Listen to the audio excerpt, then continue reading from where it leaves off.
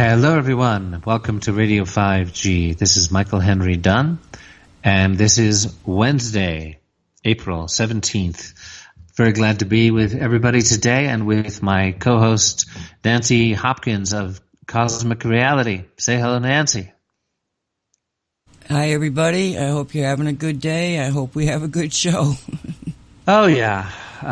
Lord knows there's plenty to talk about today.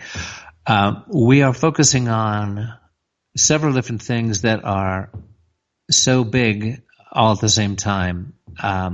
Obviously, the fire at Notre Dame is very much it's certainly in my consciousness, very powerfully today, and how that fire happened and how it plays into the larger picture of what's going on the planet, spiritually, geopolitically, which ties in, believe it or not, back to the rollout of 5G and what we see happening as we are starting to see some small victories in the effort to prevent the rollout, to at least delay it in some places, as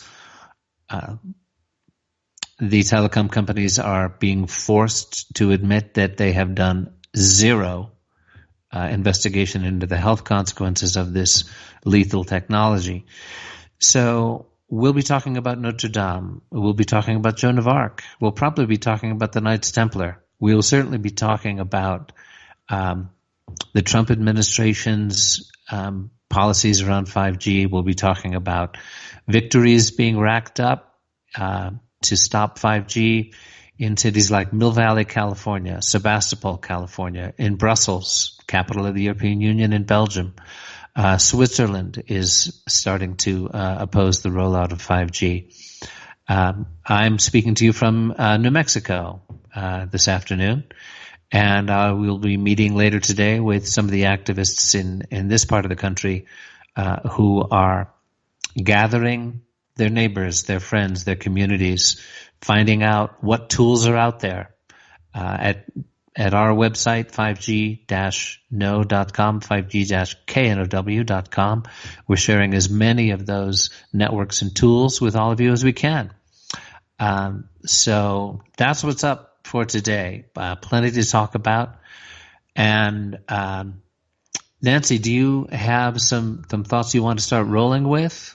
We started to look at a lot of different things in the wake of this shocking, mind-blowing event in Paris, which is to me, it's a planetary impact, because the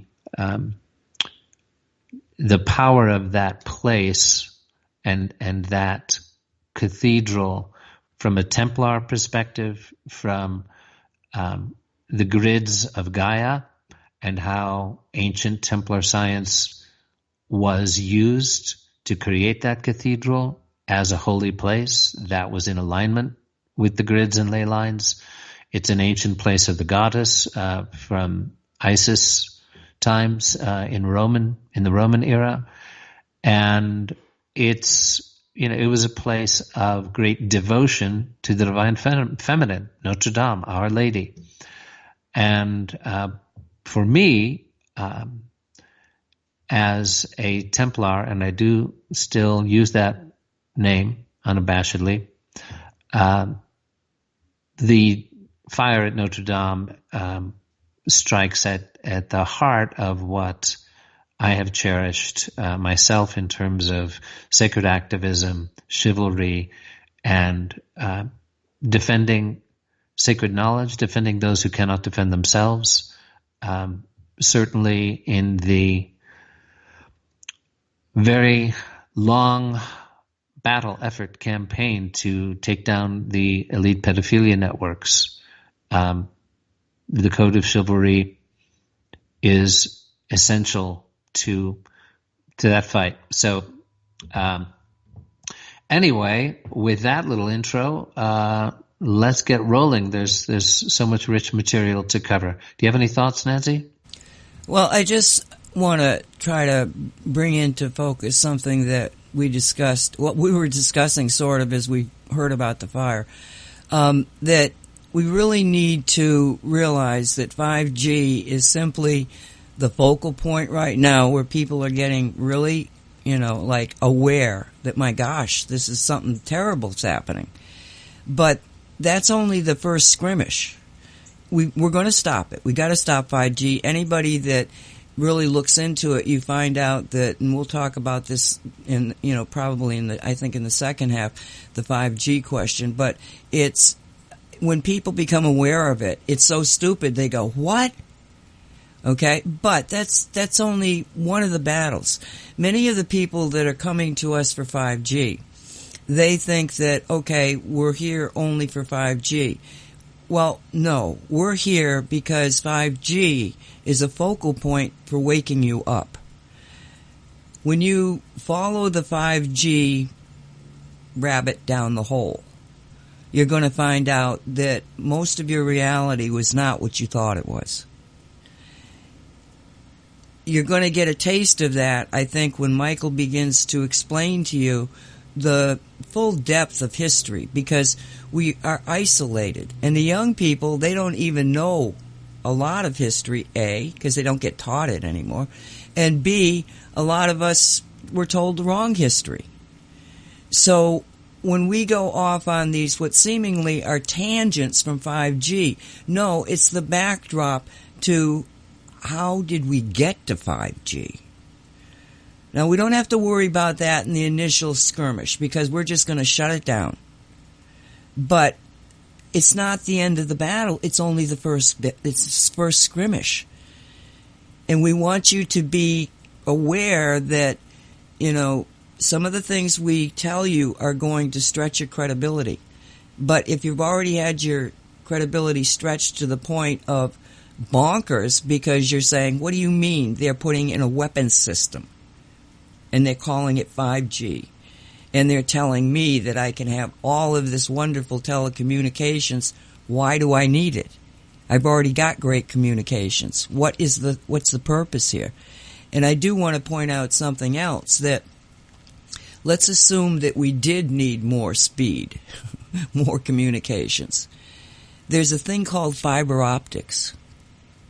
If you put in fiber optics using fiber optics is going to give you more speed than you can even handle. It's a tremendous amount of money to redo the system into fiber optics. But they're going to put $20 trillion into 5G that has all of this stuff hanging from poles that winds can come and knock them down, and there's maintenance and everything. Why would they go with something that technologically doesn't make any sense? And we're trying to, when we get off on these tangents like we're about to do with Notre Dame, we're trying to give you the backstory of why they would want to do something that seems insane to you. I just wanted to kind of point that out, Michael. Yeah, I hear you. It's when we are talking to people about 5G these days, we're focusing on mainstream stuff because not everybody wants to go down the rabbit hole. And if we are trying to focus community groups, civic action, political action, for example, on takebackyourpower.net, the notice of liability tool they're using to let legislators and city council people know that they will be personally liable for the diseases and tumors and deaths and miscarriage that results from the implementation of 5G. We're letting people know these are mainstream issues. The value of your house is going to go down. Your mortgage could be underwater. Your children could be neurologically impaired.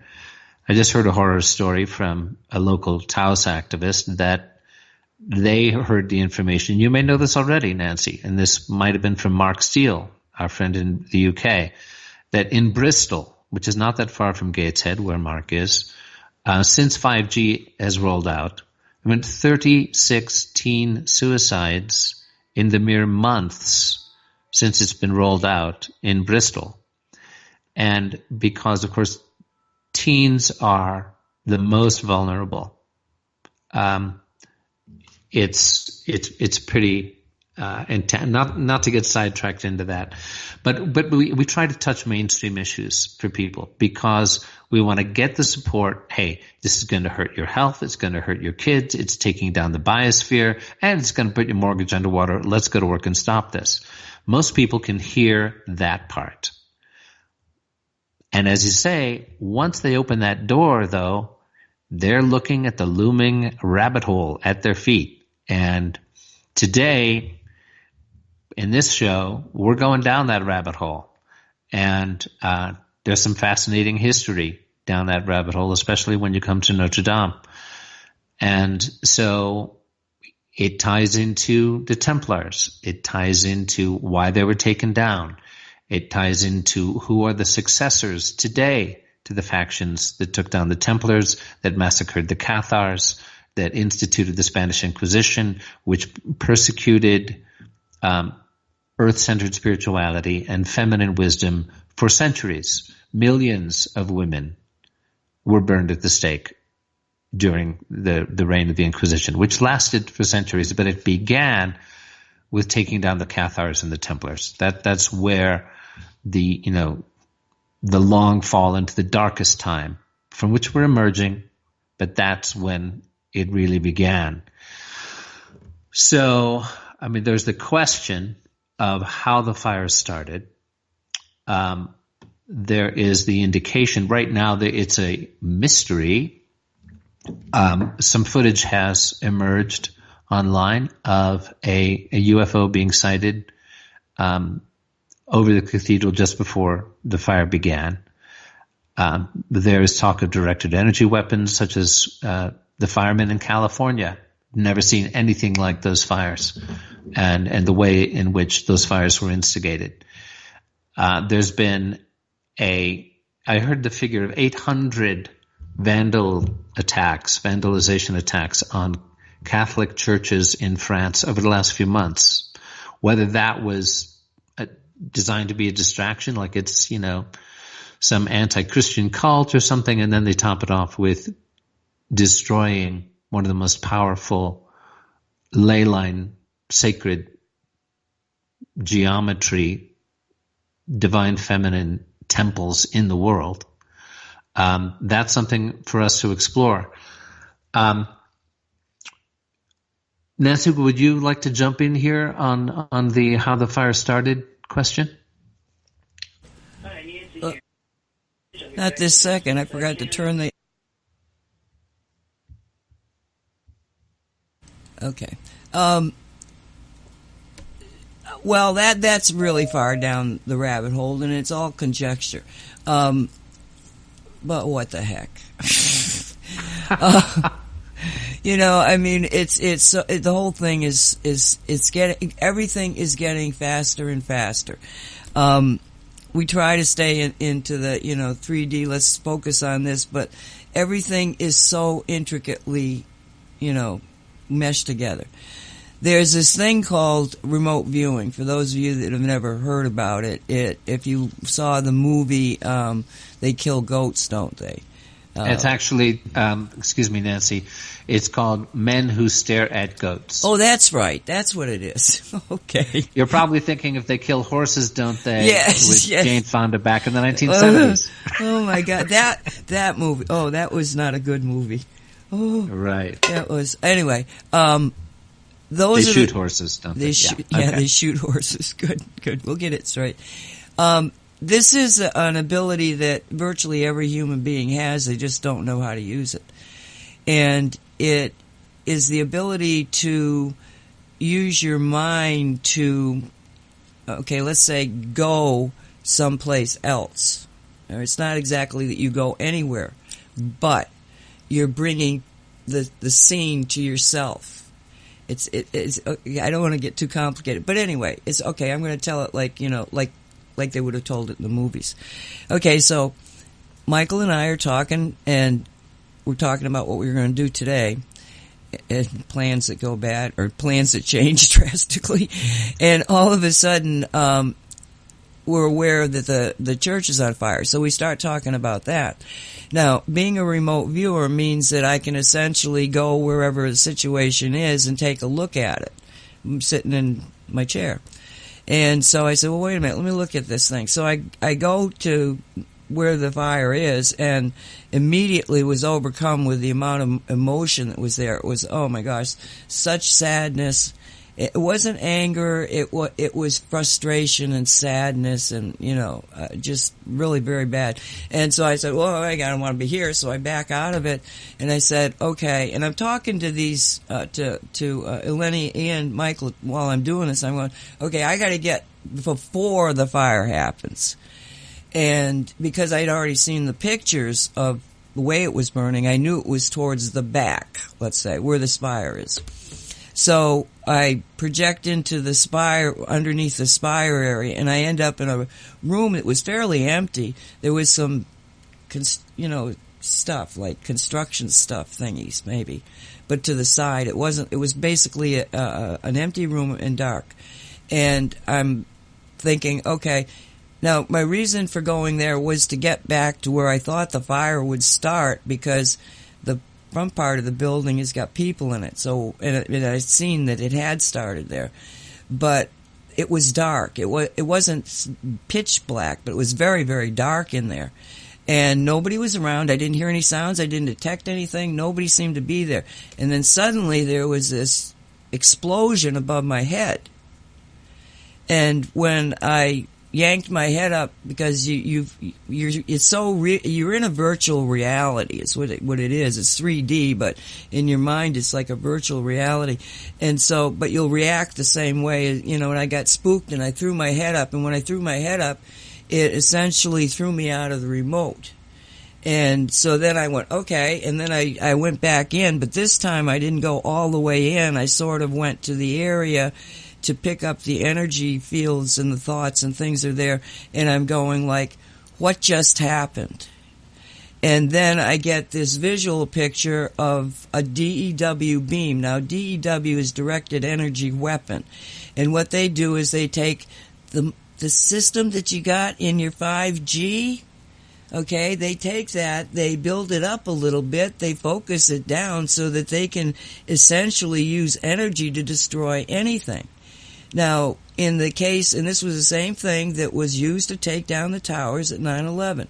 In that case, the beam was very, very strong and actually caused a disassociation of the molecular structure of the building, so that the cement went to powder, and so did all the metal. Because one of the key clues to what that was a direct energy weapon was the fact that in 110 stories, 110 stories, okay, the pile was only 7 stories high. And you'd go, where's the buildings? What happened to them? Well, they never found one door handle, one metal door, one desk that happened to be metal. The filing cabinets, they found one. And the one that they found, they knew was a filing cabinet, not because it looked like one, because it was melted into the size of a basketball, but because inside this molten metal, there was a strip of files. The ones that hang were in there. Paper. Because there was paper all over the place, there was plastic all over the place, but there was no metal. The only things that you did see were the big beams, and those were very few and far behind. And those beams, if you remember, they would have already started rusting. What started the rusting? It was because the DEW had set up a resonant frequency that was taking these things apart. That's not what happened in the Spire, even though it's the same technology, because what they did was more like what they did in Paradise, California, and through the California fires. You got you got your electric system that's running through, just the wires themselves. In the case of here, they had the smart meters too. So all they had to do was put in a frequency that caused all that stuff to essentially burst into flames. And so that's what happened above me. I would suspect there was some kind of maybe some kind of it probably was construction because they were doing renovation at the time, but something exploded. I mean, it just was like this whoom, and it wasn't a big bang, it was more like a whoosh type of sound. And so when I asked about it, I saw the DEW come in and hit the spire, and I said, this came from above. It was DEW. And then I think either one of them asked me the question or I asked myself, but it was like, who? And yes, one of you asked, and I said, who? And I said, well, the good guys. Because it didn't feel like there was any, it felt like I didn't feel the cabal energy, the dark energy. It was like this, we've got to do this thing. Now, so then I'm going like, well, why? Why did you do this, And then I get what I call downloads. It's like little bursts of video that go through my head. And what it was that when you're dealing in this world of craziness, I know, see, I'm old enough, I'm 70 years old, I'm old enough to remember when fairy tales and stories were real to children, because they were real, they are real. And so I hold this kind of imaging that, yes, all this stuff that everybody thinks is not real is really real. And I think a lot of us have lost that because of age and because of the way that we've been controlled and manipulated by just everything that we see. But there are magicians. There are individuals who use energy to propel reality. Because reality is what we think it is. That's just a fact of science. Quantum physics is going to tell you that. Metaphysics will tell you that. Enterology will tell you that. So the second rule is that the majority wins, and it's not how many numbers of people, it's how forceful you can put out an energy thought to dominate a reality. So, for instance, a lot of you people that might be listening to me right now, 4 weeks ago, you didn't know what 5G was. You thought it was the next best thing in communications. And now you find out it has nothing to do with communications or telecommunications. It has everything to do about controlling you.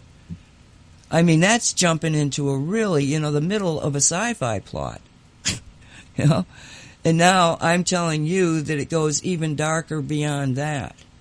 But the beauty of this is the rules.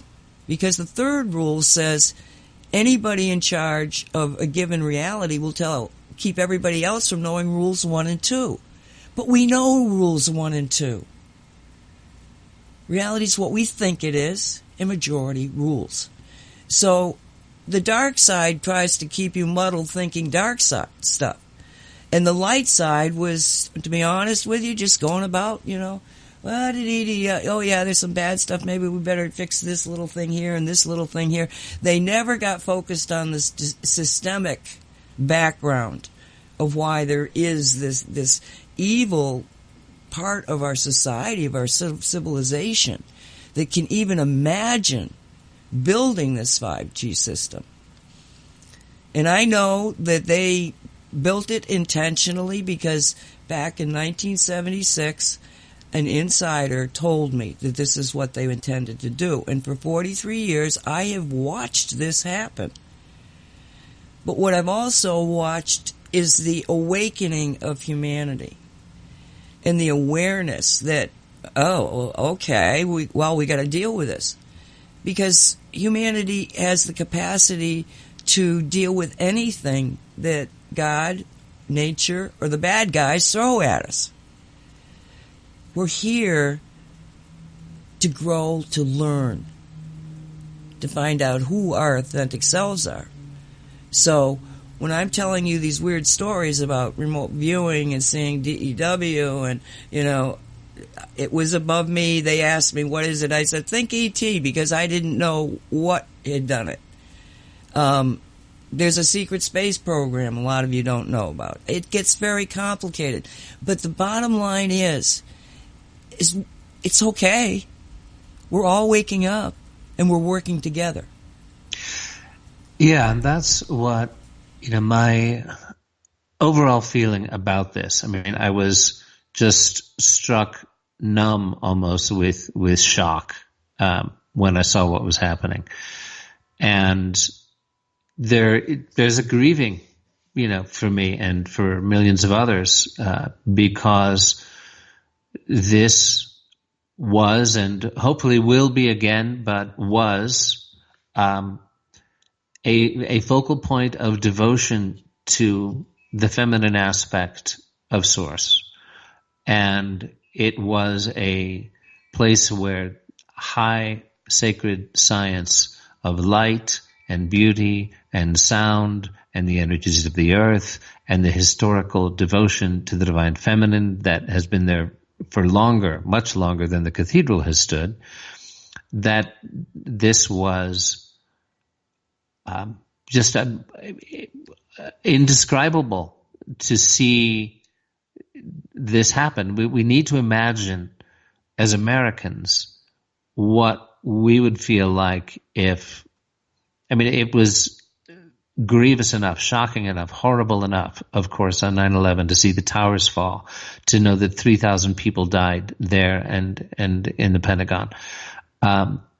Imagine the additional emotional impact if they destroyed the Statue of Liberty, which, by the way, of course, was a historic gift from the people of France in 1876 on the anniversary of the centennial of the Declaration of Independence.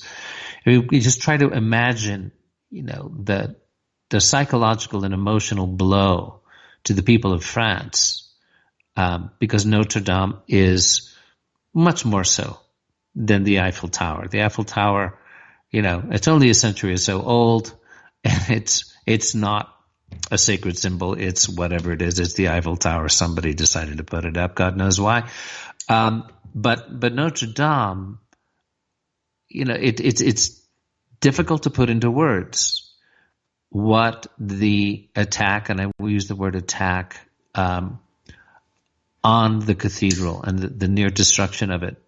Apparently they are hopeful of being able to restore it. But just what that means. Energetically, it's not just about the loss of a beautiful building or, the impossibility of restoring it to what it was. They'll do their best and it will be as close to it as they can make it. But much more so than just the loss of a beautiful building or seen as an attack on the Catholic Church, in terms of the ley lines of the planet, the grids of Gaia, and how both the light and the dark attempt to use that natural energy of Gaia to their advantage. Notre Dame and other places such as Chartres Cathedral or Mont Saint-Michel or the Great Pyramid of Giza, Stonehenge, other places around the planet are precisely aligned with the grids of Gaia to maximize the spiritual power of those places. So this is not just about a fire at a beautiful church. The Templars built Chartres and they built Notre Dame using the sacred sciences, sacred architecture, sacred geometry that they had learned in Jerusalem in excavating the Temple of Solomon, that transformed the architecture, the sacred architecture of Europe.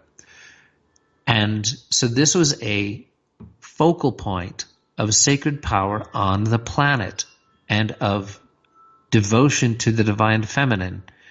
And so whatever was going on there in terms of an attempt to somehow derail that energy, to destroy it, or because this feels like a crucial moment in the struggle for human freedom and the restoration of our planet right now. And for this place, this sacred place to have suffered this at this particular moment, sorry, the coincidence is way too off the charts. And, I don't want to be glib or pretending to know things I can't know right now about who did it, why they did it, how they did it. But I think we need to just look and see and recognize that this is much more than just an unfortunate fire at a beautiful church. That the history of Notre Dame and how it ties into the whole arc of Western civilization and the sacred science of the grids of Gaia that's the real story here.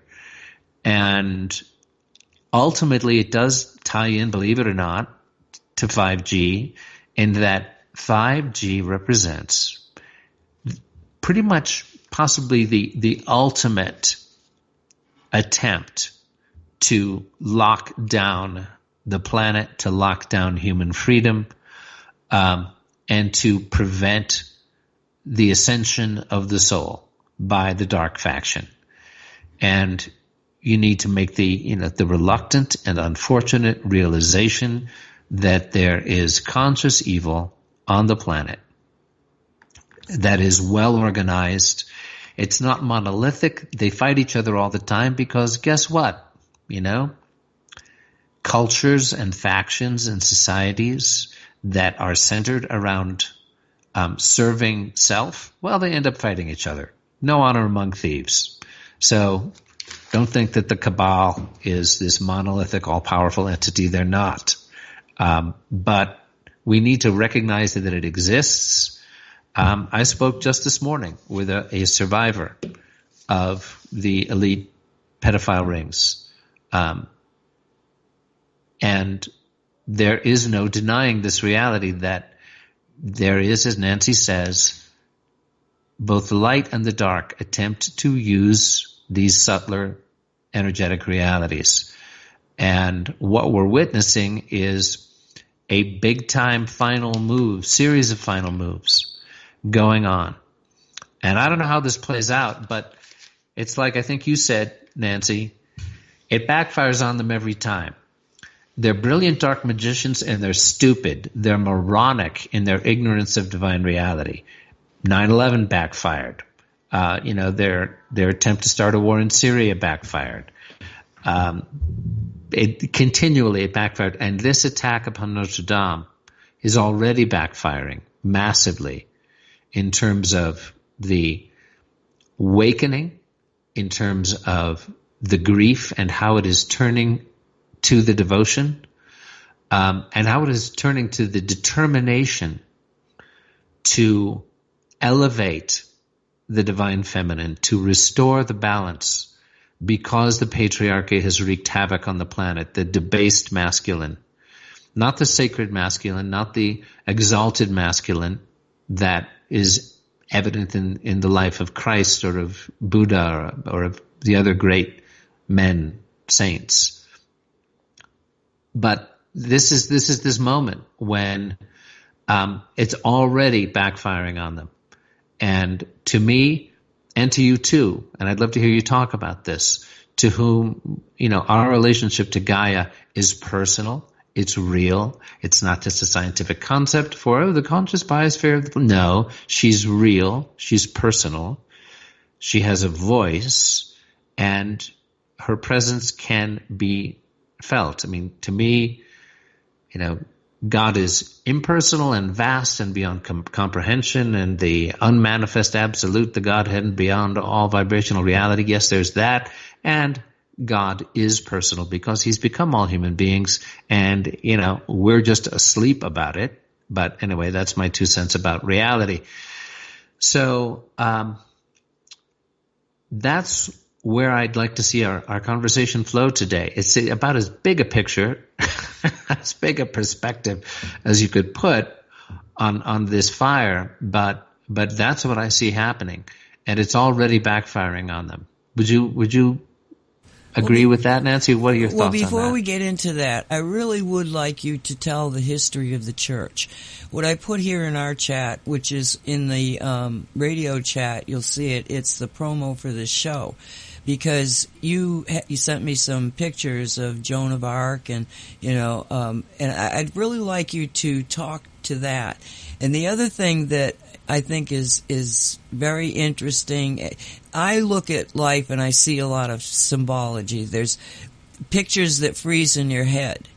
And so when I look at the pictures that were out, I wanted to say to myself, okay, what is going to become the hallmark picture for this event?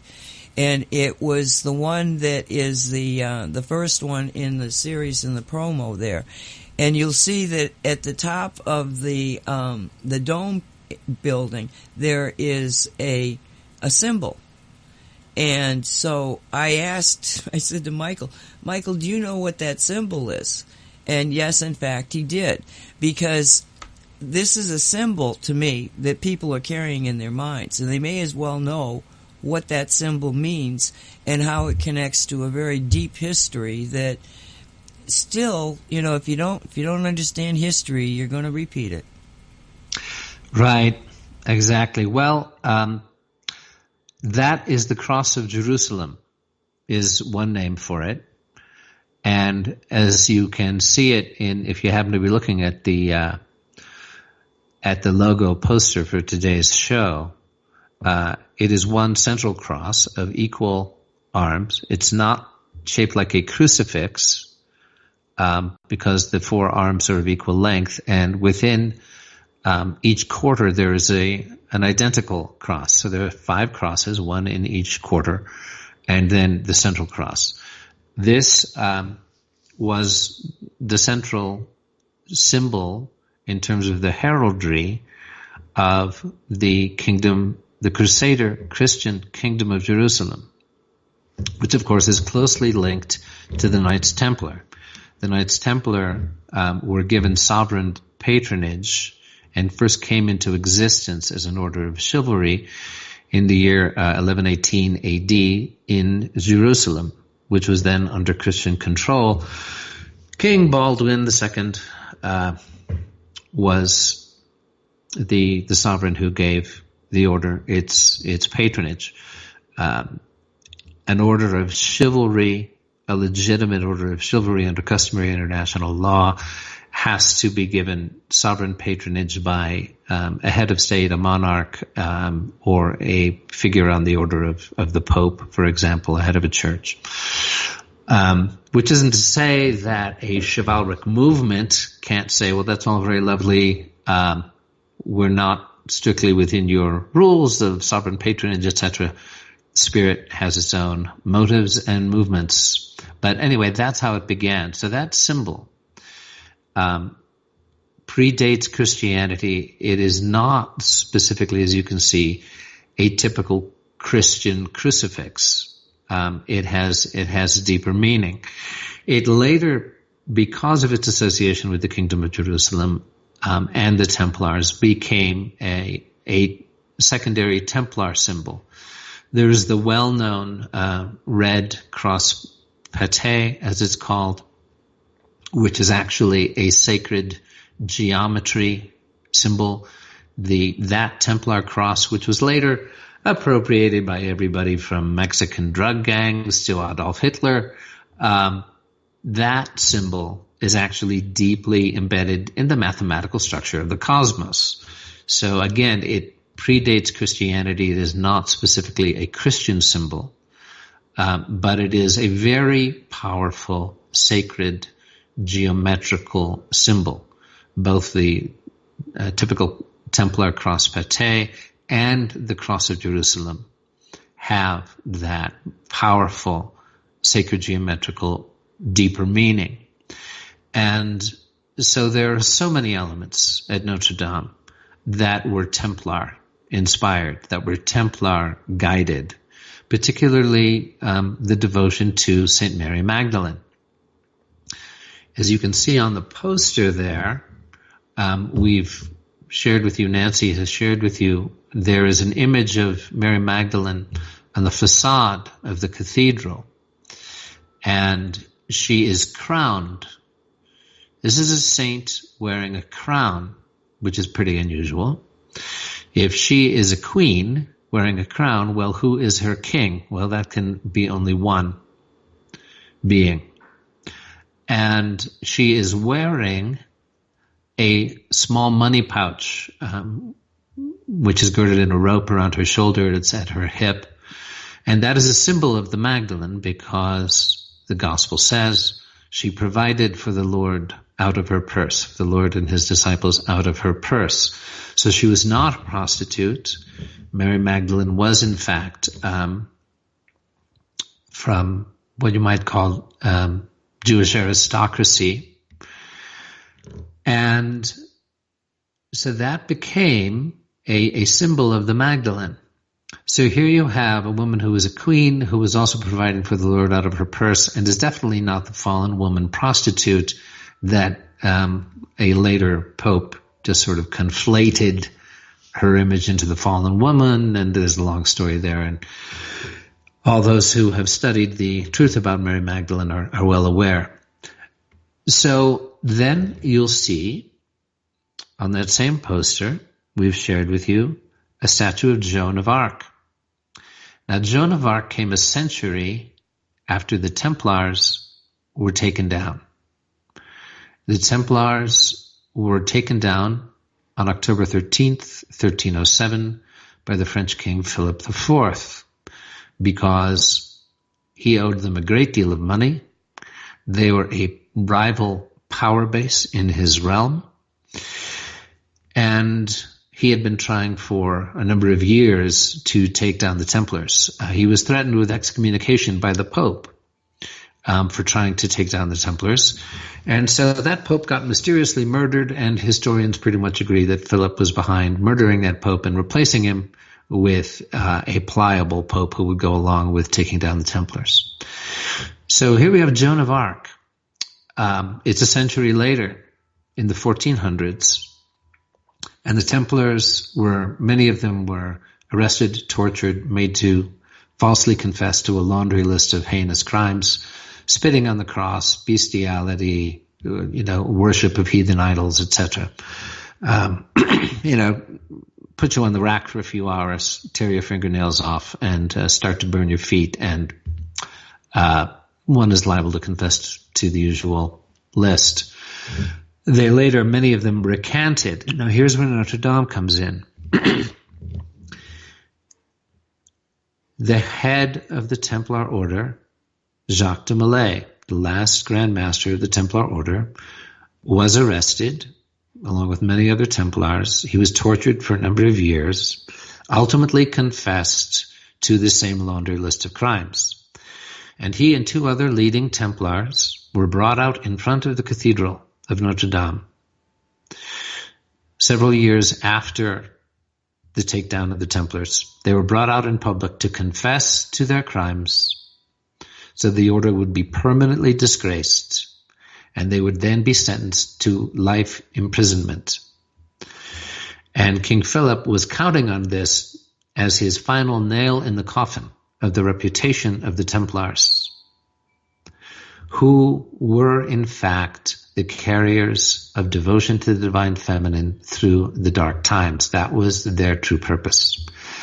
So Philip was counting on this, but what he got instead was that when Jacques de Molay was supposed to stand up and confess, what he did was he stood up and repudiated the confession, said the confessions were false, that the Templar order was pure, and that the only betrayal that they had committed was not a betrayal of Christ, but a betrayal of their brother knights by seeking merely to survive by making these false confessions. And so Philip was absolutely outraged that his PR plan went awry, and he ordered them to be slowly burned at the stake on the spot. Actually, it's just a few hundred feet away from the front of the cathedral, and the Ile de Joufs is where the three of them were very slowly burned later that same day. And they were offered opportunities to confess. We will put out the flames. You can still live. and they refused. And so that legend went deep into the hearts of the people. Their ashes were collected as martyrs. They had upheld the truth about the purity of the Templar order.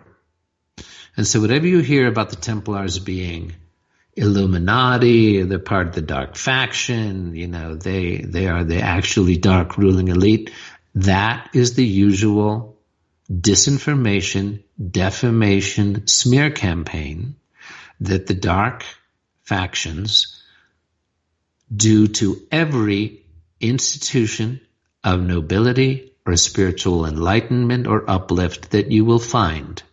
The Catholic Church, or the Franciscans, or the Jesuits, or the Jewish faith, or the Freemasons, or the Templars, they have all been subject to systematic defamation campaigns so that every inspiring group or truth that is out there, we will cease to believe in because, they're tainted, they're pedophiles, they're just part of this dark faction.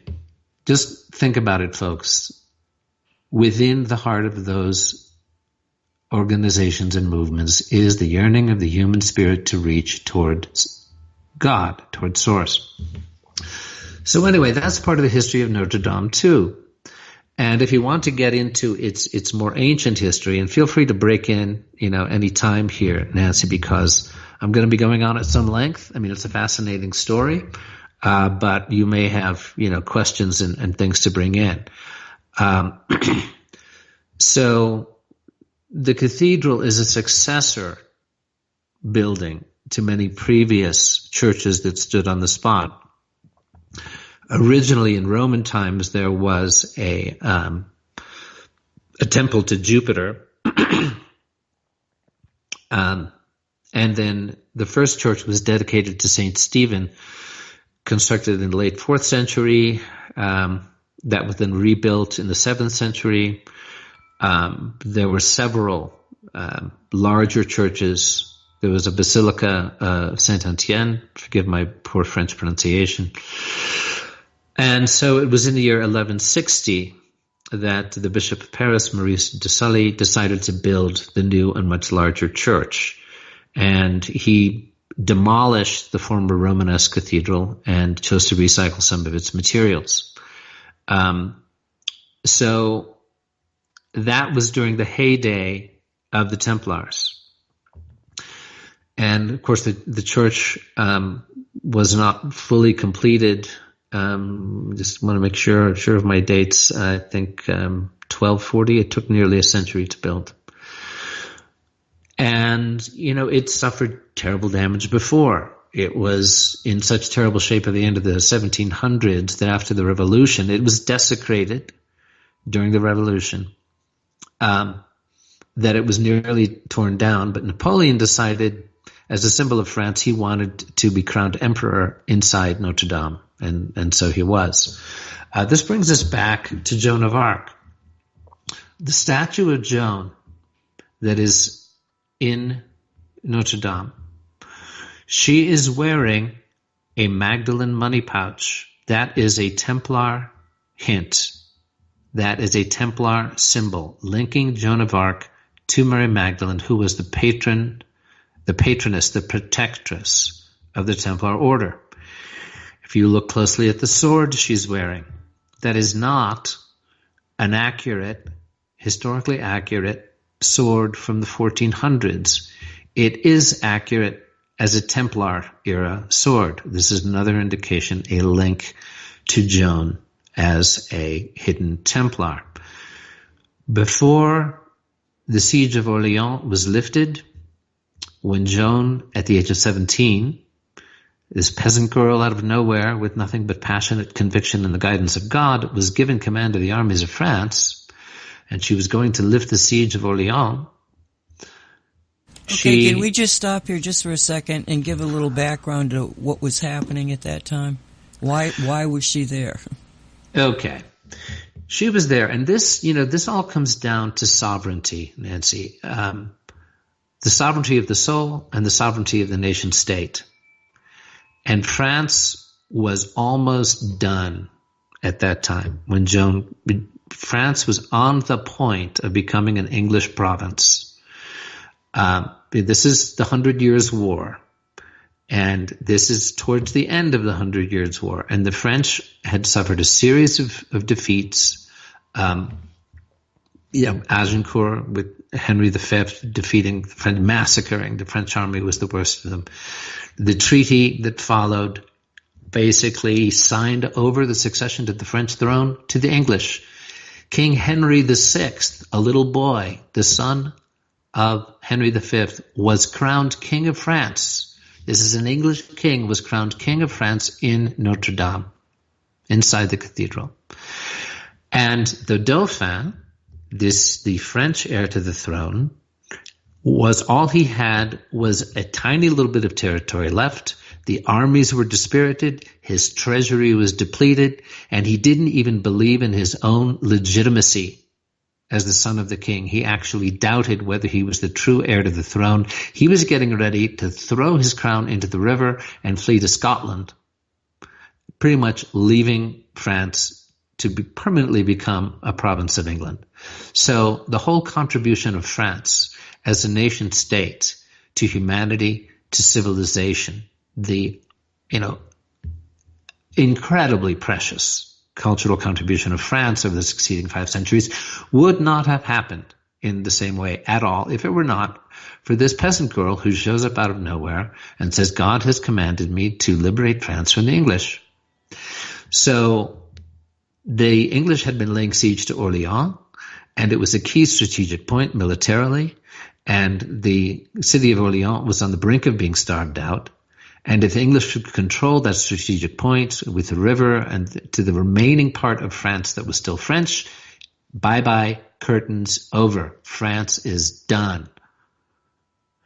And so in the course of maybe 11 weeks, that 100 Years' War ended because of a 17-year-old girl.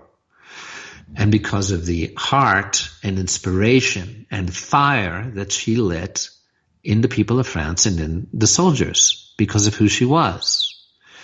So she shows up at the head of this army that's come to lift the siege, and she says, my voices, meaning St. Catherine, the Archangel Michael, St. Margaret, who had been speaking to her for some years, have directed me to ask for a sword. There is a sword at the church of St. Catherine de Fierbois, buried just behind the altar below a few inches of dirt. And please go to this church and ask the priest to dig up this sword. You will know it because it has 5 crosses on it. And I am to carry this sword into battle. So if you look at the fire and you look at that symbol above the burning spire, that is a cross of Jerusalem. It's the 5 crosses of the cross of Jerusalem. And that is the sword carrying that symbol that Joan of Arc carried into battle and lifted the siege of Orleans in a series of furious assaults in which she led the assault. She didn't strike a blow. She just said, Vive la France, and here we go. So, I've been a devotee of St. Joan of Arc since I was 8 years old, as you can probably tell. But how this, this all ties back into what we see happening. Globalism, the extinguishing of the sovereignty of the nation state by the eradication of national cultures, national sovereignty, that is a long-term agenda of the dark faction. And the divine, we may assume, didn't want that to happen to the nation of France. It had too important a contribution to make. So that is why that happened. Another piece of evidence is the banner of Joan of Arc. And sadly, along with the desecration of Notre Dame, her banner, her actual banner, the armor she wore, her sword, was preserved in the city of Orleans up until 1789, 1790. And the revolution took care of that.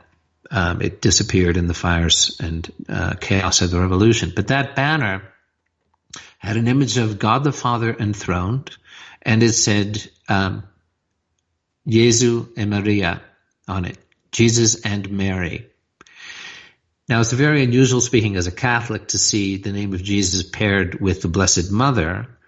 And as a Templar, my thought is that this was, in fact, a oblique reference to Mary Magdalene.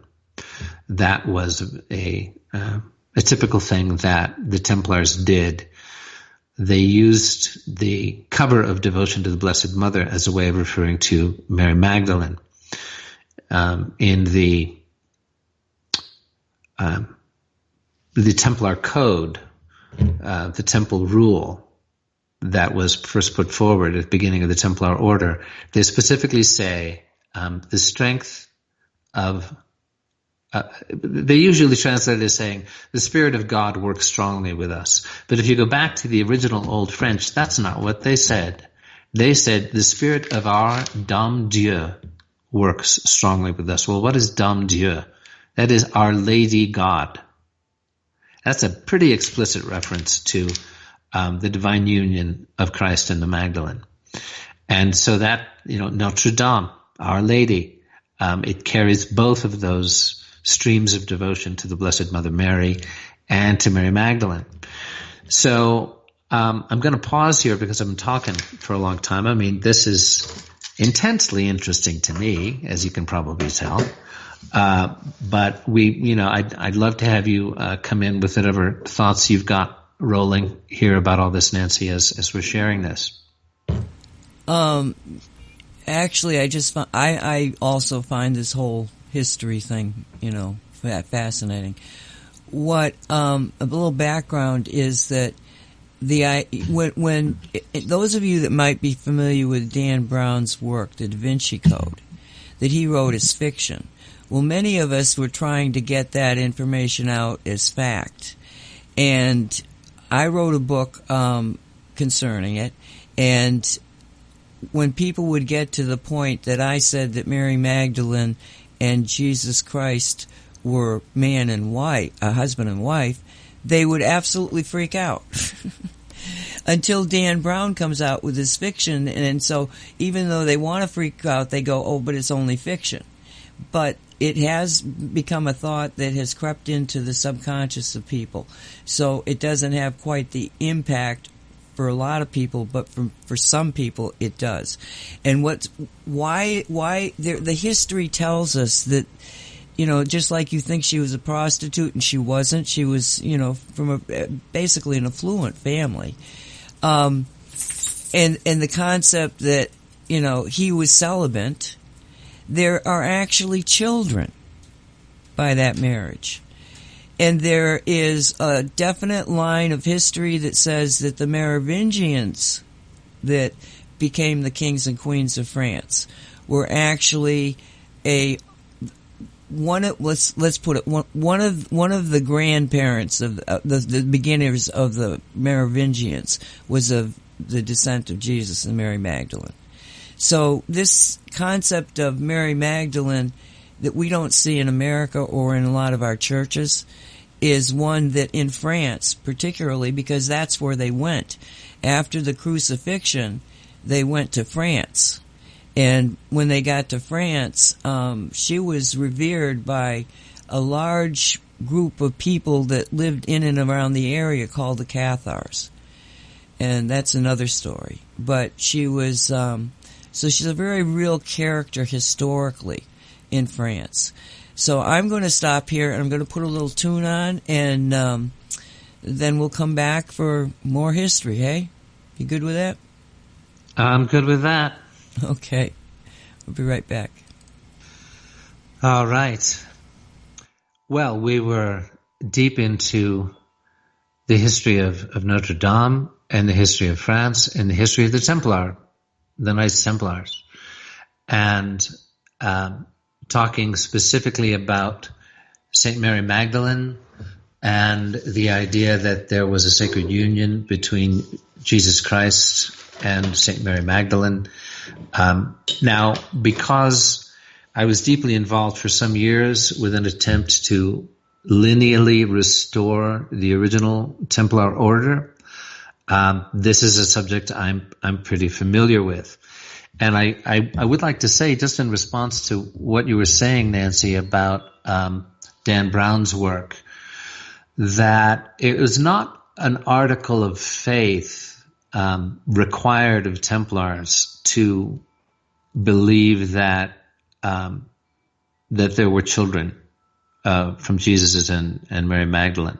There were some who believed that. There were others who didn't. There's different ways of looking at the Merovingian dynasty and whether they were in fact descended from that lineage or whether it was just a really good thing to claim that they were in a kind of, behind the scenes, which is in history, if you look at a lot of royal dynasties claim descent from a god. It's always a good thing to claim descent from a god. I mean, the Japanese emperor, even as late as World War II, most of the Japanese people believed that he was descended from the sun god. So it's something that, you see in history a lot, where a royal lineage will try to substantiate its claim to power by claiming descent from divinity. My own take on that, because I follow a path of meditation and the control of the life force, which, celibacy doesn't work very well, as we're seeing in the Catholic Church. If you are not working with the life force in the spine, if you are not channeling and transmuting that energy. And so for a divine incarnation, such as Jesus, that the likelihood that he was, in fact, channeling the divine energy, there's many places in the gospel that talk about it. There's the mysterious passage, the light of the body is the eye.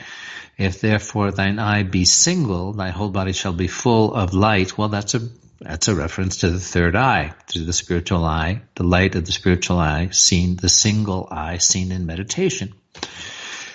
And so personally, my take on it is that there may very well have been a divine union with the Magdalene as his closest disciple and feminine counterpart that took place after the resurrection, that this divine lineage was intended to be carried on in France. I don't know that for a fact. That just resonates for me. There are those who believe that John Martinus was the son of the Magdalene from that union, and that he was the first Templar, that he was born on the Isle of Iona off of Scotland, which is well known as a place of great sanctity, and that is the source from whom the Templars that's the Templar lineage. The Cathars actually did not emerge until some centuries later. They called themselves the true Christians. They traced their story back to the Magdalene. So that's certainly accurate. And, they did not have centralized authority. They rejected the authority of the Pope. They had, equality between men and women. They believed in reincarnation. It was essentially many of the same beliefs that we call New Age today, for which the Cathars were persecuted and ultimately massacred by the Roman Catholic Church. It was the first genocide in Europe was committed by the Roman Catholic Church against the Cathars. And it kind of started the clock ticking for the Templars. There were several Templar Grand Masters who actually were Cathars. And it was a beautiful culture of tolerance and music and poetry, and it's just one of the great unspeakable tragedies of European history. But it is this through line to what we're dealing with today.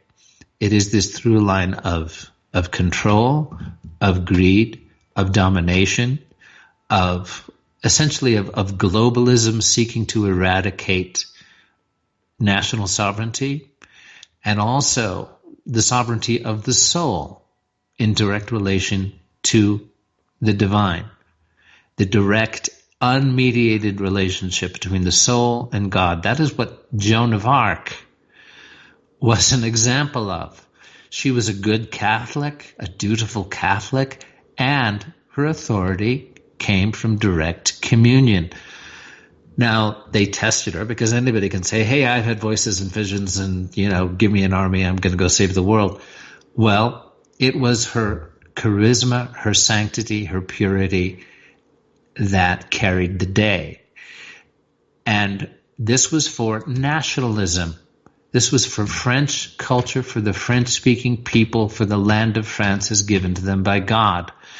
Now, okay, you go back through history.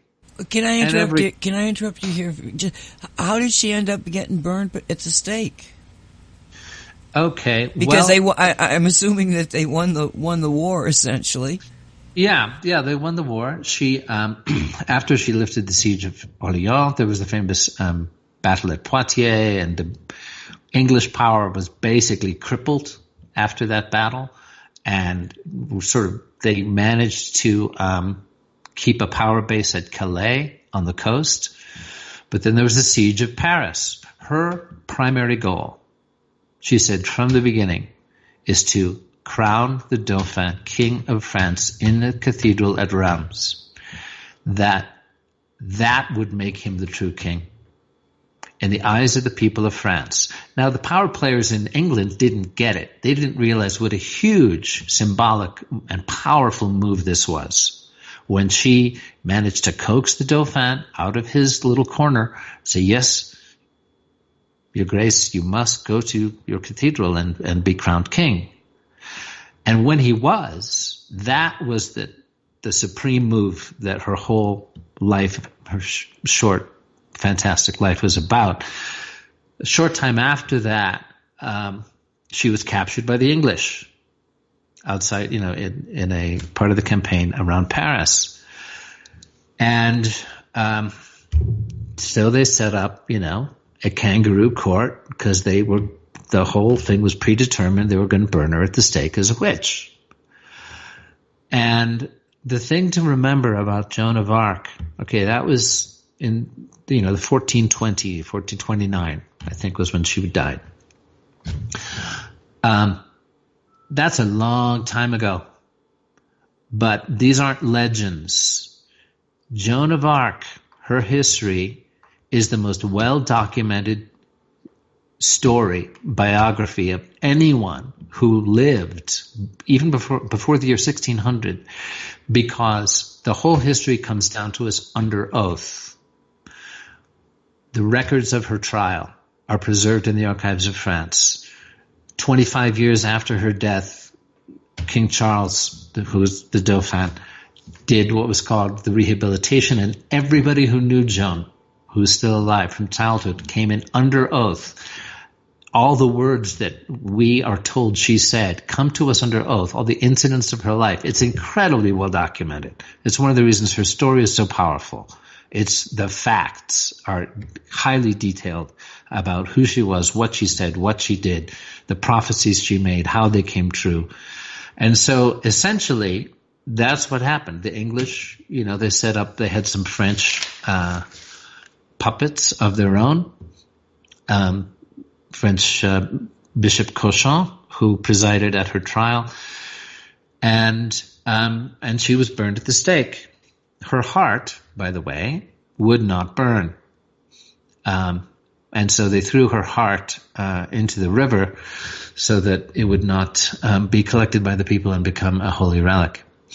And so, what basically happened 25 years later, King Charles, realizes, gosh, I was crowned by a woman who was burned at the stake as a witch. We got to clean this up.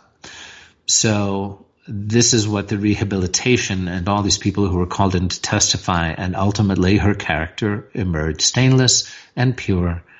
Never mind Shakespeare, because of course he was writing the English version, and in the history plays she's portrayed as a witch. But that's what happened. And whenever I read the biography, there's a wonderful biography of Joan by Mark Twain. Most people don't realize Mark Twain devoted 12 years of his life to writing a biography of Joan. And I read it when I was 8 years old. I could never bring myself to come to the end. Anyway, does that answer your question? Absolutely. Thank you. I'm sorry I interrupted you, but all of a sudden, well, you know, I think that my generation, we were introduced to Joan of Arc through the movie with, what was that actress? Ingrid Bergman? Yes. And I must have been, 13 or something, and I can remember the end of that movie just sobbing and sobbing, and I suddenly realized that I probably wasn't following the movie very well, because I really didn't, when you said that the English were the ones that tried her, but the French were overseeing it. Is that correct? Yeah, basically, there were, the English had been occupying that part of France for a long time. And so essentially, these were French puppets. The whole Burgundian party, the Duke of Burgundy had allied himself with the English, and betrayed France. And there was the Armagnacs versus the Burgundians. And it's a, long, complicated history of France to get into. But they retained Calais. The English held on to Calais, for another 100 years or so before they were finally kicked out of France.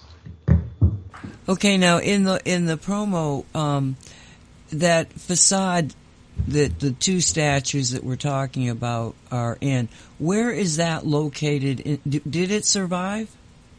Well, this is interesting. It looks like it probably did. The image of St. Mary Magdalene on the facade, I believe it's in the front, towards the front of the cathedral. The statue of Joan of Arc that you see is inside the cathedral, so I don't know if it was destroyed or not. Interesting thing about that statue, talking about the archives of France and how the story of Joan was preserved, that statue with the Magdalene money pouch and the Templar sword, which can be interpreted as linking Joan to a Templar stream still running in France. That statue was very likely not even placed in the cathedral until the 20th century, because you can only put a statue of someone inside a Catholic church if they're a saint. Joan was not canonized a saint until like 1920, 25, somewhere in there. And this is when when the records of her trial were discovered in the archives of France some years before.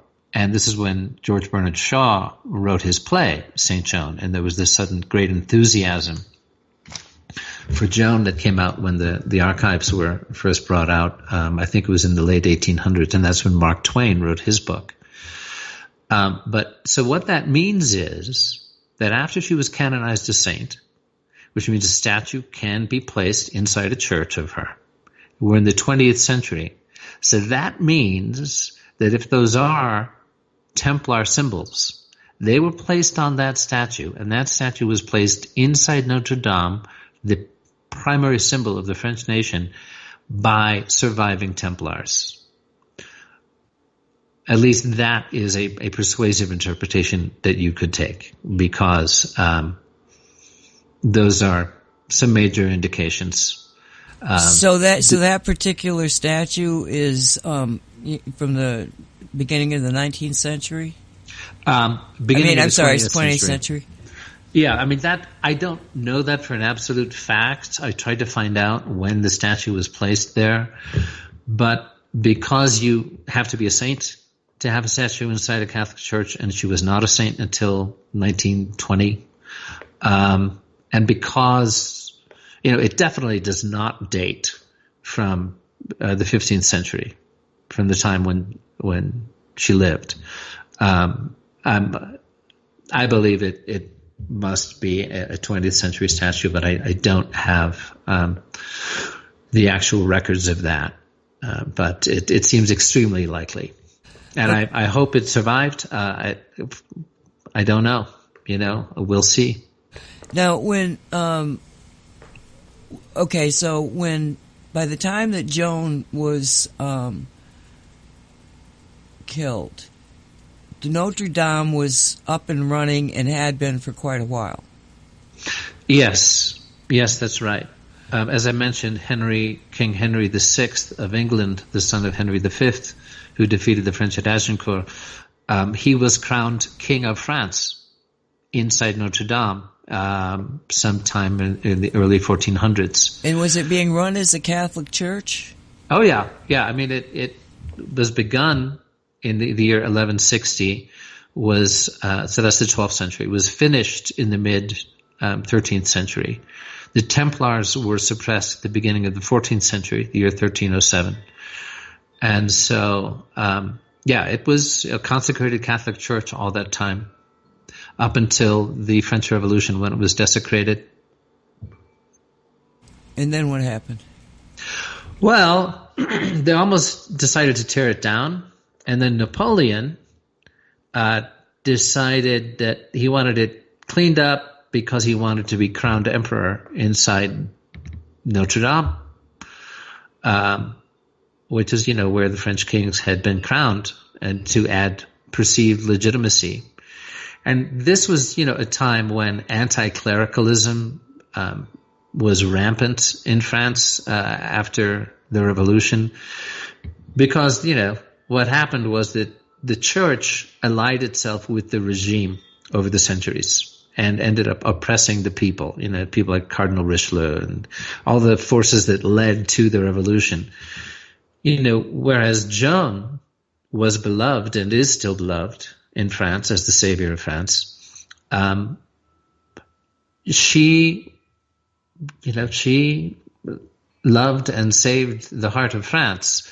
She was burned by the church, who later canonized her. She was burned by French clerics who were obedient to English domination.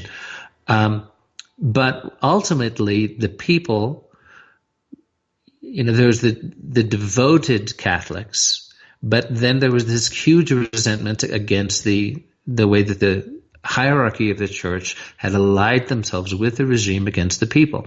And so, in the early years of the 1800s, for a long time, the revolutionary government, was anti-Catholic, anti-clerical. And so the cathedral, was not, it was not used for mass. It was, desecrated. It was, nearly in ruins. And so, over the course of the 1800s and 1900s, various restoration efforts were undertaken. The stained glass was removed from the cathedral during World War II, especially as the Germans were being driven out. You may remember the movie Is Paris Burning, where the word was that Hitler wanted to burn Paris to the ground if he was driven out. And so the stained glass in the cathedral was removed by the French to preserve it, and was later reinstalled after the war.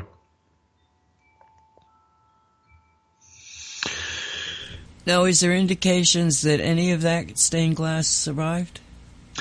The damage is so bad. I haven't seen the details. I really haven't had the heart to look at the pictures. There is, so much was lost that can never be replaced. I don't know. I hope that there is a lot of it that can be. It's such a loss. It's such an irreplaceable loss. That statue of Mary, I won't specify which one, holding Jesus, that it was like at the altar area, and then a big cross behind it. Those survived. They look like they're unmarked. Okay, well that's wonderful to hear. That's a Pietà, not the Pietà. We refer to the Pietà, right, which is in Rome. But that's certainly wonderful news to hear. And President, or is it Prime Minister? I get it mixed up. Macron of France came out yesterday, I heard, saying, we'll restore Notre Dame within 5 years. That would be wonderful.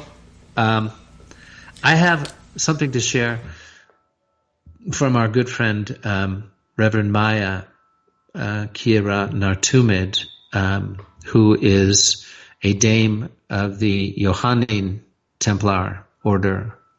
She is the prioress of the Johannine Templar Priory of the White Stone, which is located in Crestone, Colorado. And what she received intuitively in the wake of this was that the soul of Gaia, the soul of the planet, that this was her crown of stars, that Notre Dame, where Chartres Cathedral, the glorious cathedral at Chartres, may be said to be her grounding, her feet, that Notre Dame was her crown of stars, and that this was a visible manifestation of the divine feminine on the surface of the planet, and that to some extent the spirit of Gaia has been driven into the heart of the planet and away from the surface by how badly we have contaminated the planet and how prevalent the domination of the dark faction has been. But that it was what Maya received was that her spirit left the cathedral on Monday, and that rather than representing a victory for the dark faction, that once again it backfired, and that her spirit will now take up residence in other holy places, other emerging holy places that won't necessarily be about, a vast, glorious edifice. There may be humbler sacred temples that emerge, but it's about the bloodstream, the sacred bloodstream of Gaia herself in the grids of energy and light that, transverse the planet. That is where the tide is turning. And one view of this may be that if this was indeed deliberate, if this did represent an attack, as you say, by that there are dark factions that try to use these energies, that it's backfired, and that this is a turning point moment where she is coming back to inhabit the entire surface of the planet, and that we, her children, have to do our part. We are standing on her ground and need to be rededicated to her. And I think that's what's going to happen, that, the burning of Notre Dame will light a holy flame, not a destructive one. It can light that flame in our hearts if we let it. That's what I believe is happening. Well, I don't feel it's a bad thing. The details of it are like, who knows? Everybody's going to have a different interpretation, maybe. But yeah. I think it's another indicator of this. When you start seeing images of like a building that's been there forever and ever, you feel like forever and ever, so quickly go up in flames. It's one of those instability things. We've got a lot of instability thoughts and concepts that seem to be emerging, one after the other. I don't even know where this comes from. You probably do, but very, very, very often I get this saying that goes through my head. This is the way the world ends, not with a bang, but a whimper. And it seems like, as we go deeper and deeper into 2019 even, the things that we're seeing are like, whoa, and the amount of energy that, well, even the planet itself with the Schumann changes in the frequency of the Schumann resonance.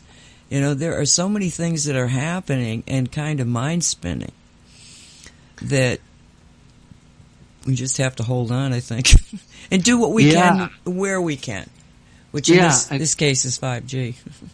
Well, exactly. And this is, to bring it back around to 5G, because this is Radio 5G, where we are sharing the reality and how to roll it back.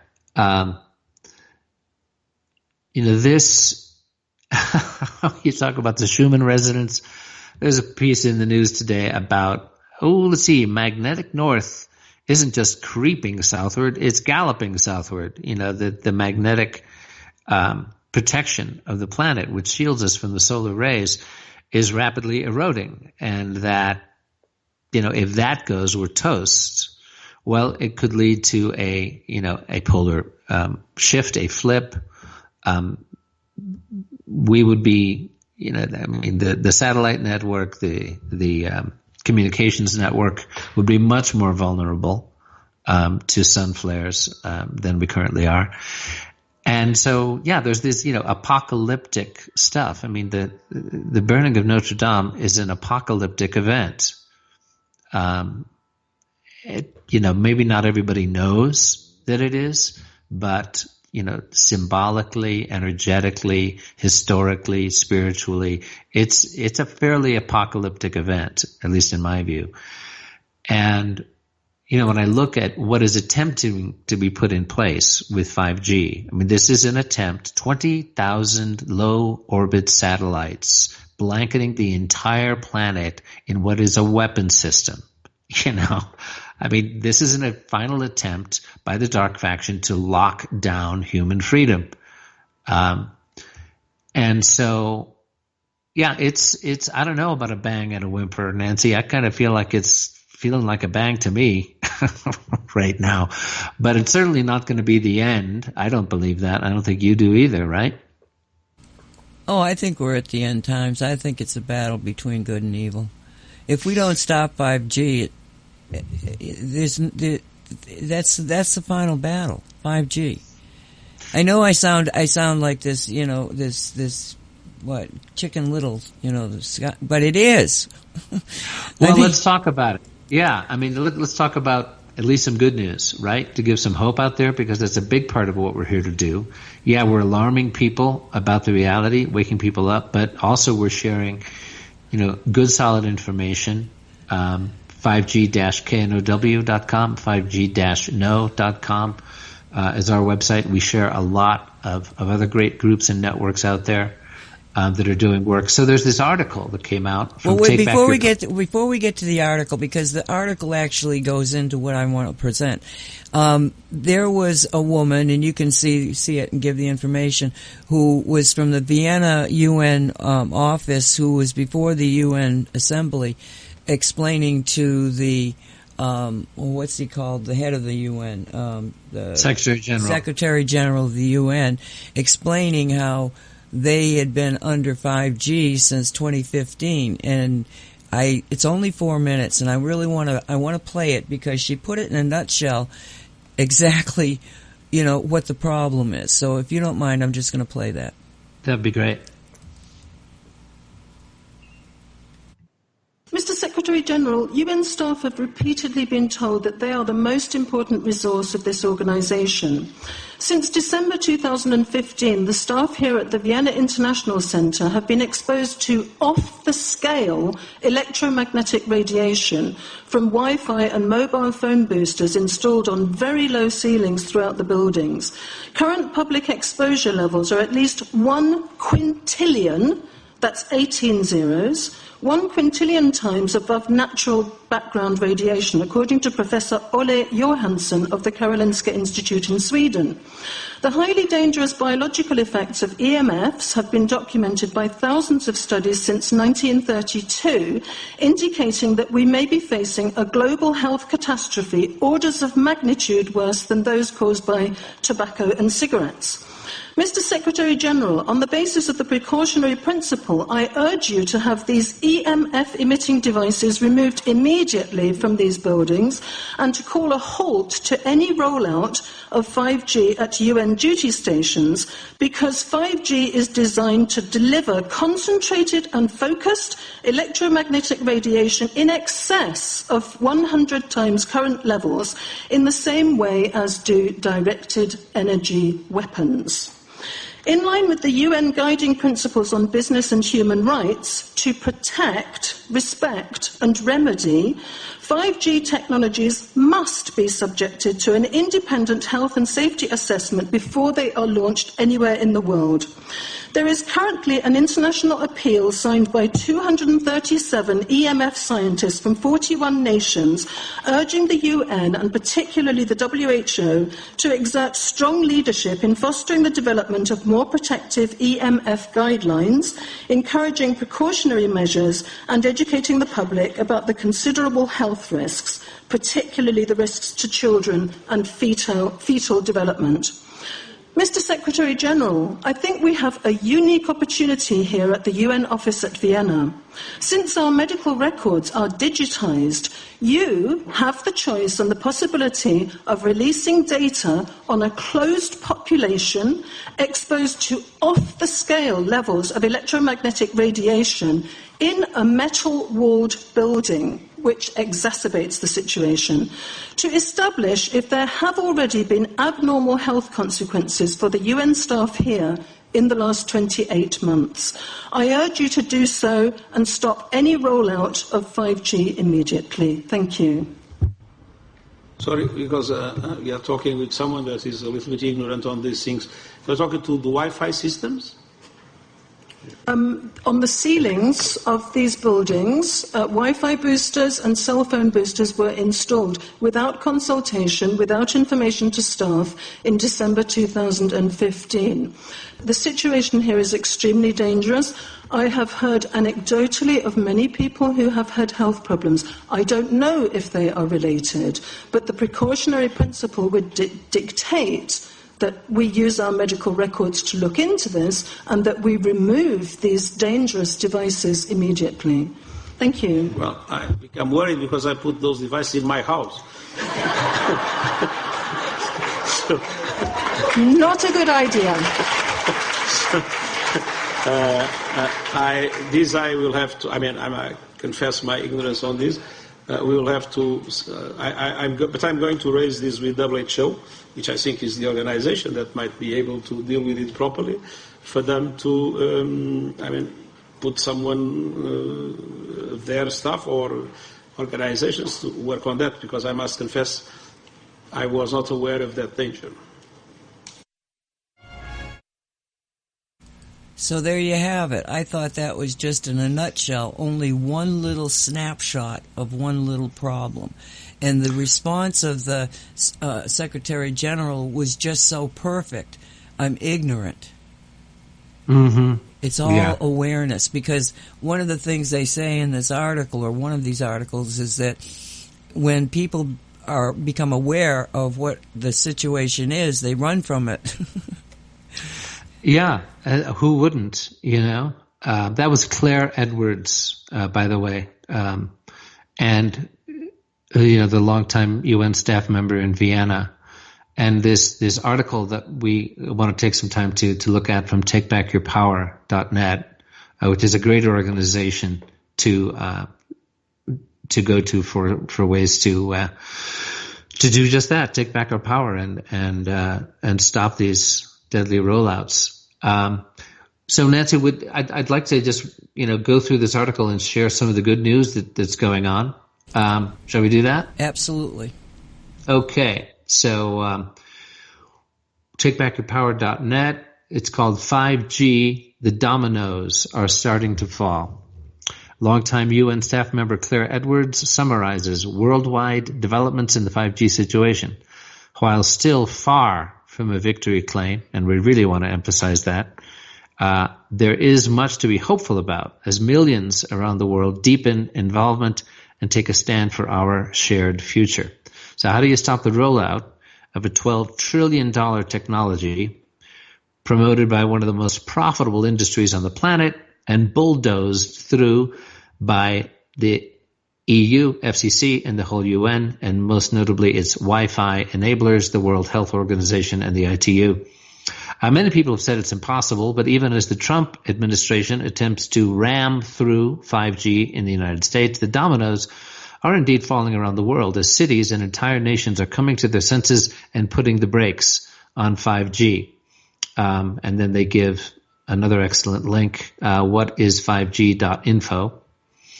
Okay, so here we go. Here's the good news, folks. Lawmakers hitting the brakes on 5G.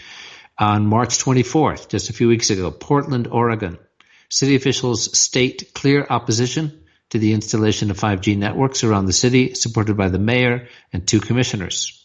In Italy, on March 28th of this year, the city of Florence applies the precautionary principle, and I think you heard Claire Edwards citing that principle in her conversation just now with the UN Secretary General, applies the precautionary principle, refusing permissions for 5G and referring to the, quote, ambiguity and uncertainty of supranational bodies and private bodies like the ICNIRP, whatever that is, which have very different positions from each other despite the huge evidence of published studies.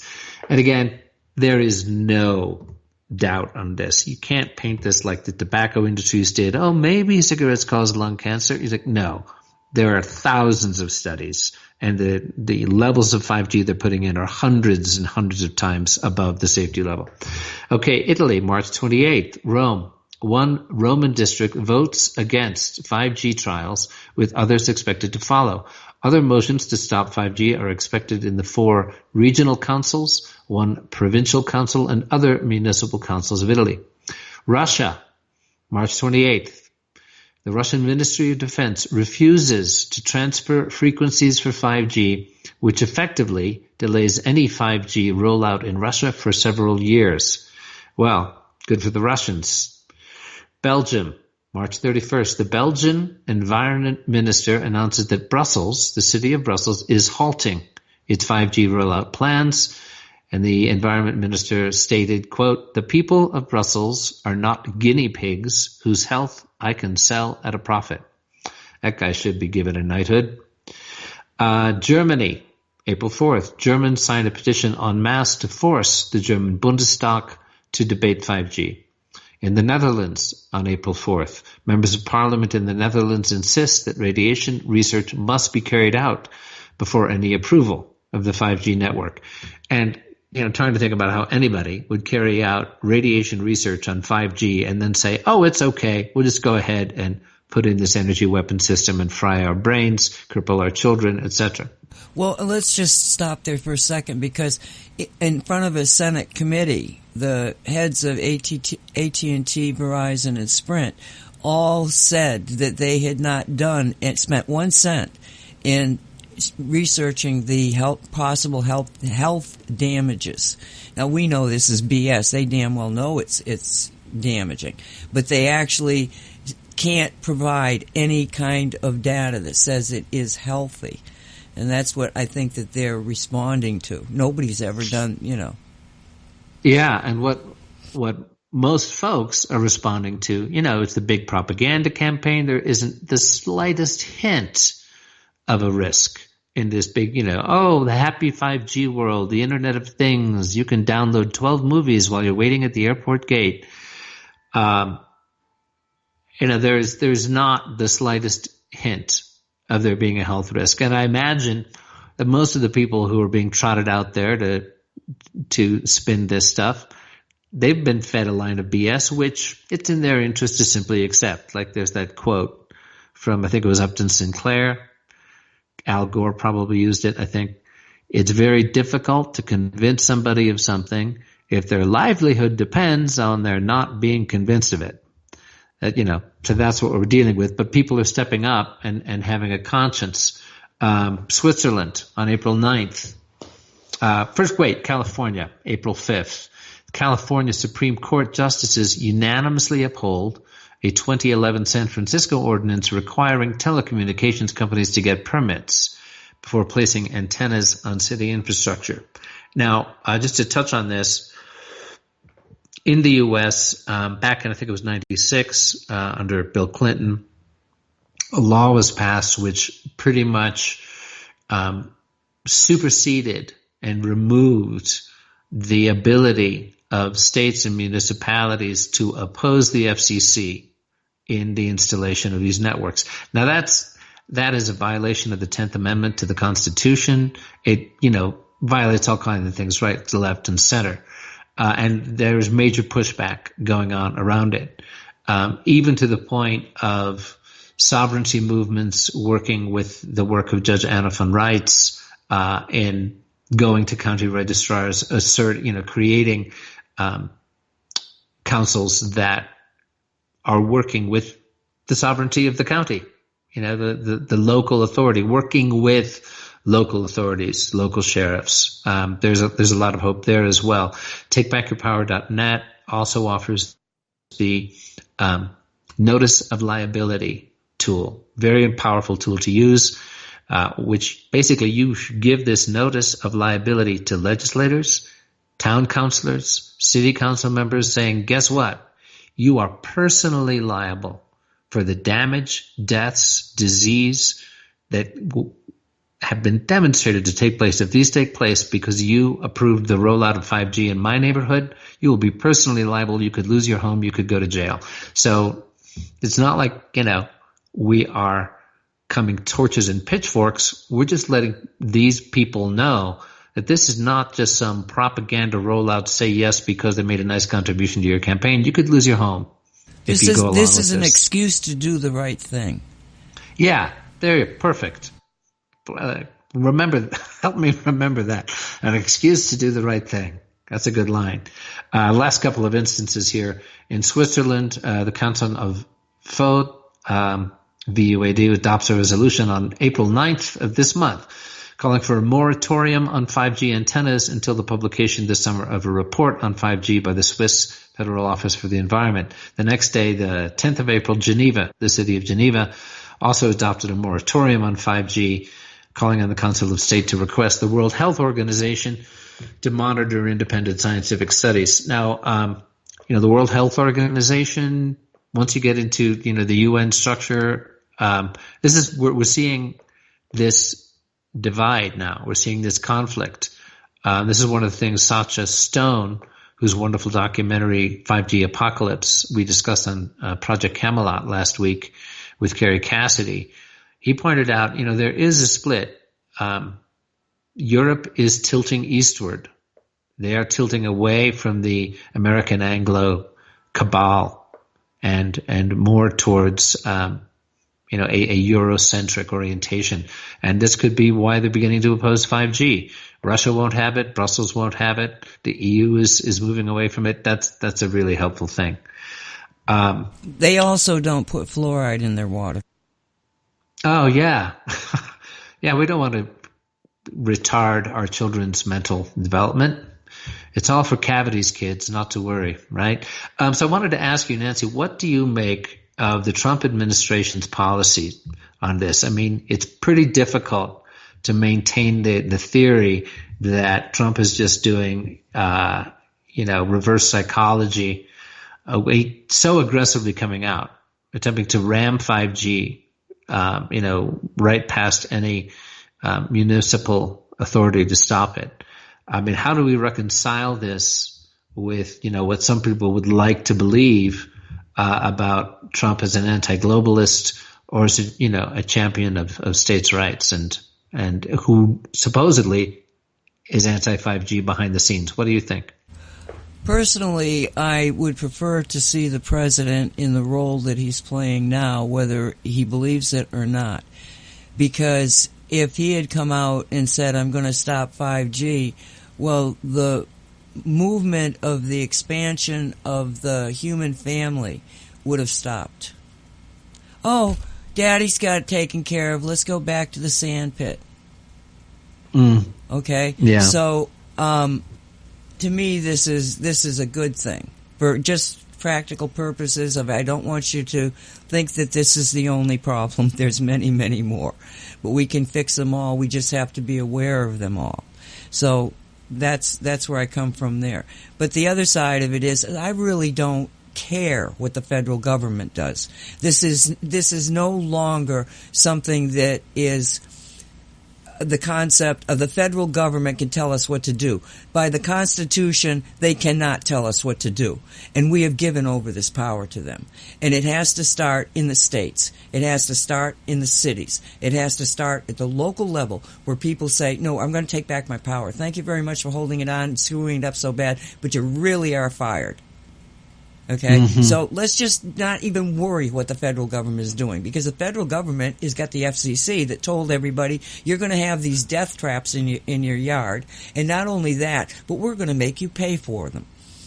Because there was then a law that came out and said that the local governments are only going to get a fraction of what it costs to put these things out there and to maintain them. And the rest of they're not only got a system to control and kill us, they're making us pay for it. As citizens, as taxpayers. And this is where the real balking is coming from the cities initially, was we can't afford this. You talk about taking one move too much. This is like, why didn't you just pay for it? Because this is where the first blowback came when they were saying 200 cities are disputing this. And I'm thinking, oh, great. Well, then I find out, no, they're disputing it because they don't want to pay for it. They're not disputing it because they think it's dangerous. But any reason to stop it, at this point in the game. Yeah, and I hear you about the story, too. If Trump came out against it and said, oh, we're stopping it, the energy and fire would go out of the movement, and it would probably be wrong. It would probably be not true. I don't think he actually has the capability to oppose the telecom industries and the forces behind them, because this goes way up the chain, way above his head in terms of the puppeteers behind the scenes globally. So that, and we are putting them on notice that we're taking back our power. And we are many and they are few. And if every county in the United States, one county at a time, takes back our power, our legitimate constitutional power, not constitutionally granted as sovereign beings, and completely legally and, locally, and this isn't about picking a fight with the IRS or doing a Ruby Ridge or a Waco. This is about going down and talking to your county registrar, letting the sheriff know, hey, this is a very damaging technology and there's certain county powers that we have. This is about, a grassroots, peaceful, but unequivocal, forceful, we'll say, peacefully forceful way of taking back our power and saying no. And as you say, Nancy, it's just the first fight of many, but it's the big one. This is the one that if we let it roll out, we're done. The biosphere is done, the bees are done, and very shortly we are done. And in the meantime, you've got neurological impairment, tumors, cancer, DNA breakdown. It's difficult to get people to really believe and accept the overwhelming scientific evidence about what this is doing. But it's the truth, folks, and time is running out, and we must do it now. I had this young man who was, saying to me, but surely you can make a device that will protect us against 5G. And I said, even if I had it, I wouldn't even offer it. And he said, oh, come on, maybe they'll get it out there. Maybe we need this. I said, I said, if I had the device and you had it, maybe you and your family would survive, but you would survive in a dead world. What's the point? Yeah, exactly. And, while we know, for example, that shungite provides protection against EMF and 4G, and some people are saying, oh, well, I've got shungite. Well, no, and you and I, of course, are ardent shungite missionaries. But no, folks, don't think for a minute that your shungite necklace is going to protect you from this, microwave weapon technology. Not at all. Not at all. Nope. Now, we've still got 6 minutes, so let's just, if you've got it up, the cities fight back. That one, that goes in and talks about the cities. Okay, I want to be sure I'm on the same page with you. The cities fighting back. Okay, because we have Sebastopol, California. We got Mill Valley. There's like 80 cities around the country who already have instigated actions to stop 5G. Obviously, it needs to be hundreds, thousands more, but it's really encouraging. Are you looking at that link, Nancy? Because I'm not. Well, yeah, I've got it. I've actually got it as a PDF. So it's okay. It's one of. Am I looking at the right one? Okay, well, it's in front of me, so let me just quickly read it so that we can get a feeling from it. From coast to coast, local governments are taking action to protect their communities from the unfettered development of 4G and 5G small cell wireless facilities. Several cities are passing ordinances that strictly limit the build-out. Many policymakers are asking, what are other cities doing? So this page is a compilation of what's been going on in different places. And let's see, what is this one? I think that this is... Okay, examples of ordinances that are addressed, okay, is prohibiting small cell installations in residential areas in certain streets. So they can actually, stop it going into residential areas, all right? Requiring installations to be a certain distance away. Well, I've seen the figures, and it's crazy. I mean, you're not anywhere near away from it. Specific that installations must be relocated if and when they would interfere with a public project. Aesthetics and environment. Okay, so they say aesthetics and environment, but their only thing doing is noise and camouflaging and height. It's not talking about the environment. And why is the environment so critical? Because the structure of the insects actually makes them more vulnerable to these millimeter signals. You've got administrative, legal, requiring residents. It's all this tedious kind of BS stuff that's not getting to the real heart of it, but at least it's slowing them down. And you got Petaluma, P-E-T-A. Petaluma. Sounds like Petaluma. Yeah, California. Bay Area. Yeah, they're doing it with protecting environmental resources and protecting residents against adverse health effects. So they're starting to get on board with it. Fairfax, California, prohibiting them on the things I talked about it before that, but also demanding that there be a look at the citywide fiber optic cable network instead of this. Because some of the key things is that if the telecommunications companies can't prove that there is a weakness in the existing system so that they're going to, upgrade but fix that, then they can't even go into a lot of these places. And that's another thing they're looking at, because the idea is that, well, we don't want you coming in every 5 years and putting more up and charging everybody more. So if you don't have a weakness in the system, then don't come asking to build more. That's where that's coming in. Warren, Connecticut has this is exactly what they're talking about, the adequate field area. Burlington, Massachusetts. They're doing what they've done in there is that they've actually drafted policies where you have to have an annual recertification fee against the telecommunications companies.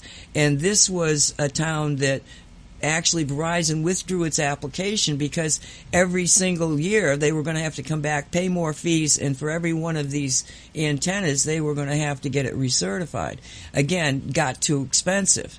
So there are many, many, many different ways that these stoppages are happening.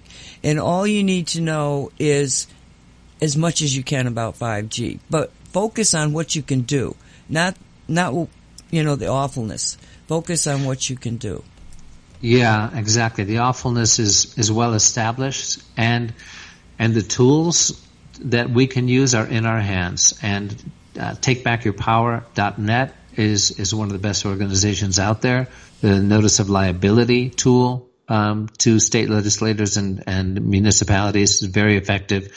And for us here at Radio 5G, we are live on the air at 12 noon Eastern every Wednesday. That is then rebroadcast on Cosmic Reality Radio and will be available on YouTube.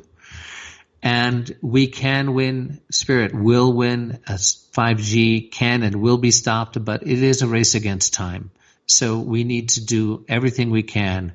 You don't need to go down the rabbit hole that we all took you down today. It's basic, folks. It's about the health of your children. It's about the value of your home. It's about the survival of the biosphere. And so we thank you for tuning in with us today, for speaking on behalf of the Sacred Academy of Geoenergetics in Crestone, Colorado, and for Nancy with Cosmic Reality. Nancy, did you want to give a last hail and farewell message? Just that we also have archives, and some of the archives are shows that weren't initially Radio 5G shows. So there's even more information on that page. Right. Okay. And this program today will be available on YouTube shortly and also rebroadcast on Cosmic Reality. So thank you, everybody, for joining us today. God bless us all. Bye for now.